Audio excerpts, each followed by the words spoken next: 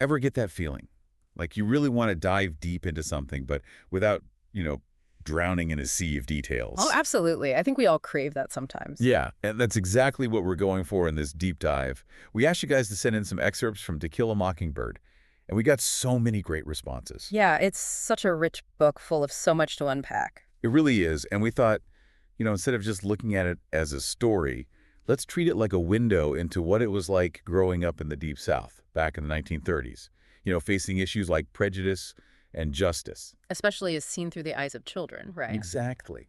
I think those passages you've all chosen really highlight those formative experiences, those moments that reveal how complex the social world of Maycomb was, how prejudice was so deeply embedded in everyday life, and then those glimmers of courage and empathy that just shine through. And our goal here isn't to just, retell the entire plot. No, we want to get into the nitty-gritty of these little nuggets you've sent us. See what they reveal about the world of the novel and maybe even spark some reflections on our own lives. So think of us as your guides. We'll navigate those intricate details so you don't get lost. We'll keep you afloat. Exactly.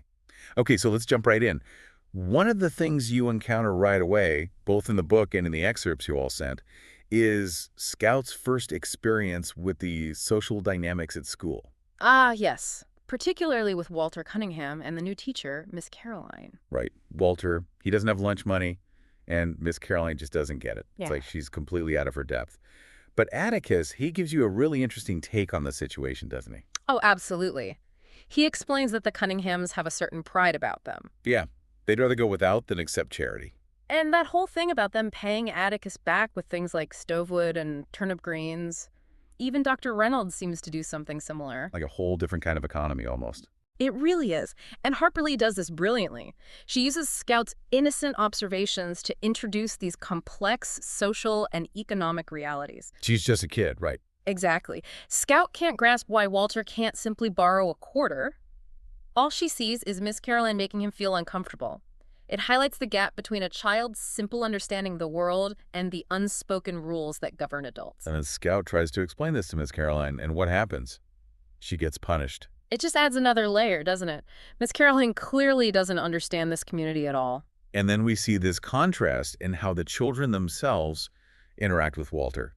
Jem invites him over for lunch, even mentions Boo Radley, trying to put him at ease. And despite Walter's initial hesitation, Jem's friendly approach eventually wins him over. It kind of suggests that children, even while learning these social codes, still have this inherent kindness, don't they? Yeah, sort of innate empathy.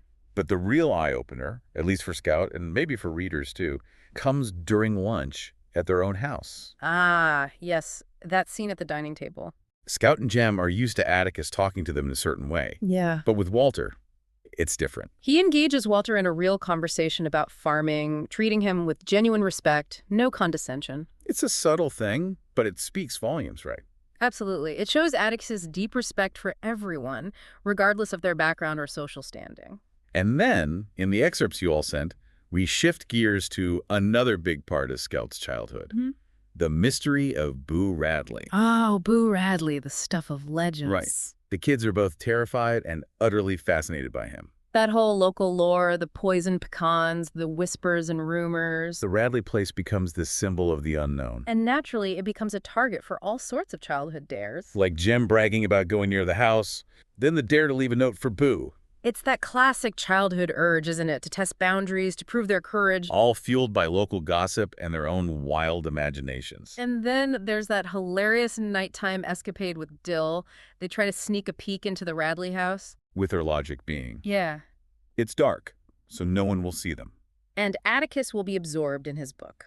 And the best part, their reasoning for choosing that particular night. Oh, yeah. If Pooh kills us, we'll miss school instead of summer vacation.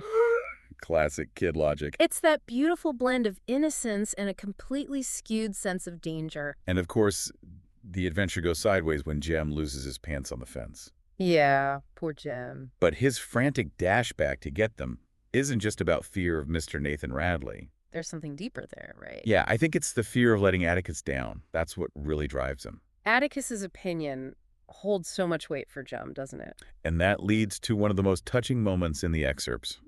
Jem's confession about finding his pants mended. And all his mysterious gifts in the tree knot hole. He starts to put the pieces together.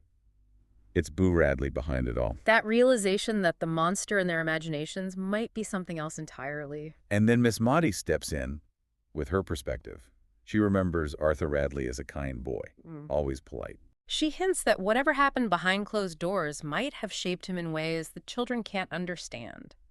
It's a reminder that there's often more to people than meets the eye. Yeah, and her comment about the secrets families keep. Yeah. It suggests a whole world beyond the children's limited view. It definitely makes you think about how rumors and speculation can distort our perceptions. Then there's that incident with the blanket mysteriously appearing on Scout during the fire. Another act of quiet kindness from Boo. Further challenging their preconceived notions. And Atticus, ever the wise one, gently warns Jem not to seek further glory. He senses Boo's vulnerability and wants to protect him. That protective instinct Atticus has, especially towards those who are misunderstood or marginalized, it's really a recurring theme, and it sets the stage for the next big topic, his decision to defend Tom Robinson. Right. And the backlash he faces because of it. And it starts with that awful taunt from Cecil Jacobs at school. Scout Finch's daddy defends niggers. It throws Scout for a loop. She doesn't grasp the weight of that word or the social implications. And Atticus tackles it head on. He doesn't shy away from what he's doing. Yeah, he emphasizes the importance of justice, doing what's right, even when it's unpopular. And he immediately corrects Scout's language, setting a clear standard for his children. It's interesting, though, how the kids see Atticus at this point. They call him feeble, right? Yeah, they think he's old, almost 50. And he doesn't do the things they consider manly, like hunting or playing sports. He mostly just reads. It shows you how limited their understanding of strength and courage is at that age. They equate it with physical prowess. They haven't yet grasped the concept of moral courage. Which brings us to that beautiful lesson about the Mockingbird. Atticus tells Jem it's a sin to kill one. And Miss Maudie explains why. Mockingbirds don't harm anyone. They just sing their hearts out for us. It's about the senseless destruction of innocence. And that metaphor becomes so central later on, doesn't it? Oh, absolutely. But before we get there, there's that incident with the mad dog, Tim Johnson. The one where Atticus transforms into One-Shot Finch. Right. The quiet reader suddenly reveals himself as this sharpshooter. It completely changes how Jem sees his father. It's such a powerful moment. Jem realizes there was more to Atticus than he knew, and he admires Atticus for not boasting about it. It speaks volumes about his character, doesn't it? He doesn't need to show off. Strength isn't about outward appearances, it's about inner integrity. And then we meet another pivotal figure, Mrs. Dubose. Oh, Mrs. Dubose, the neighborhood terror. What were your initial impressions? Honestly, I felt for Scout and Jem. She was just awful to them, constantly criticizing, spewing prejudiced remarks, especially about Atticus defending Tom Robinson. She represents that ingrained prejudice within Maycomb. And Jem's outburst, destroying her camellias, it's a direct result of her hateful words. So much bottled up anger and frustration. And how does Atticus respond? By making Jem read to her. It seems like such an odd punishment. But there's a deeper purpose, isn't there? Absolutely. Those reading sessions are tough. Mrs. Dubose doesn't hold back. She's constantly interjecting, being unpleasant. But Jem learns to deal with it. He develops patience, a kind of emotional detachment. A sign of real maturity. And then we get that bombshell. Mrs. Dubose was battling morphine addiction. And she was determined to beat it before she died. The reading became, without Jem knowing, a way to support her during those agonizing withdrawals. It reframes your whole perspective on her, doesn't it? Completely, she was fighting her own incredibly difficult battle. And then Atticus gives that powerful definition of true courage. It's when you know you're licked before you begin, but you begin anyway, and you see it through no matter what. So different from just a man with a gun in his hand. He shifts the focus from physical strength to moral fortitude. It's a lesson that stays with them, especially as we head into the trial of Tom Robinson. Yeah, the atmosphere in Maycomb on that day is electric. Everyone's gathered, the courthouse square is packed, people have brought picnic lunches. It's like a spectacle. And then that stark image of the segregated courtroom. The African-American community relegated to the balcony. It's a visual representation of the deep racial divide. And then we hear the testimonies. Bob Ewell's, full of crude language and bigotry, followed by Tom Robinson's, respectful and honest. And that detail about Tom's injured arm. It directly contradicts Ewell's story. And then Tom explains why he was there that day, Mayella's advances, his own fear. He says, it weren't safe for any nigger to be in a fix like that. It's such a stark statement about the reality of the time. And then there's Mr. Dolphus Raymond.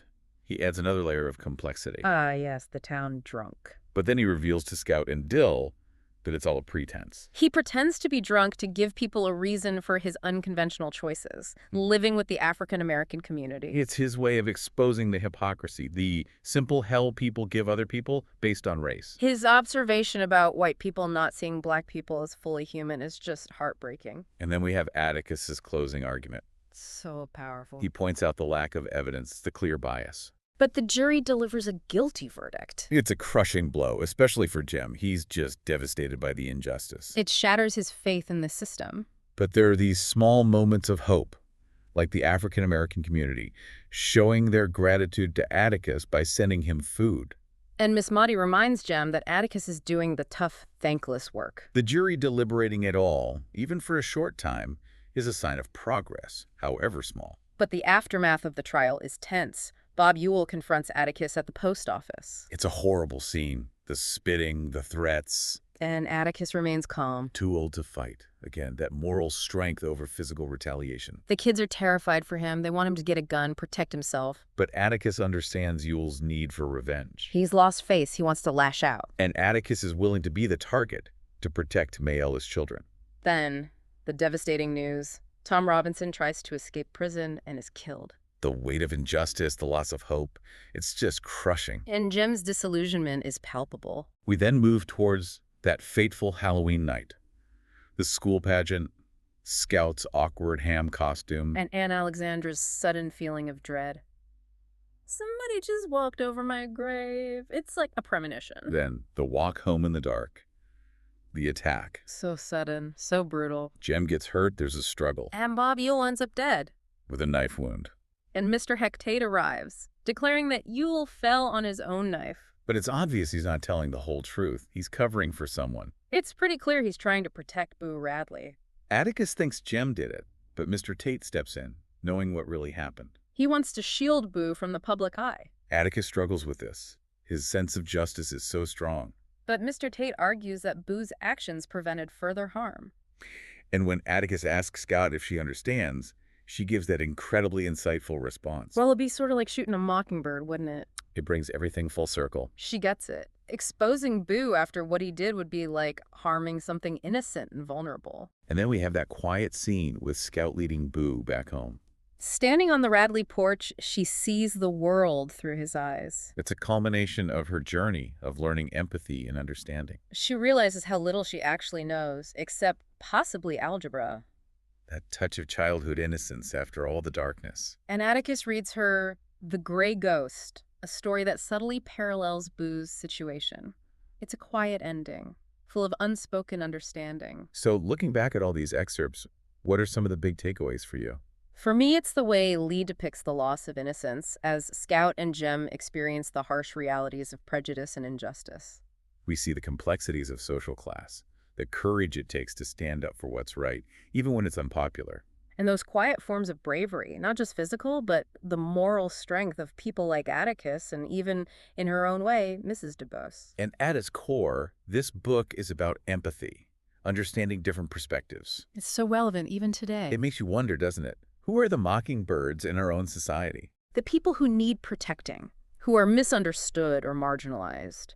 And what does it really mean to walk in someone else's shoes, to truly see the world through their eyes?